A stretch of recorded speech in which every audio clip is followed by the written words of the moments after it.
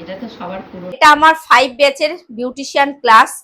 এখন আর অ্যাডমিশন নেওয়া হচ্ছে না, অ্যাডমিশন নেব আমি পুজোর পর। আমি ডেটটা বলে দেবো।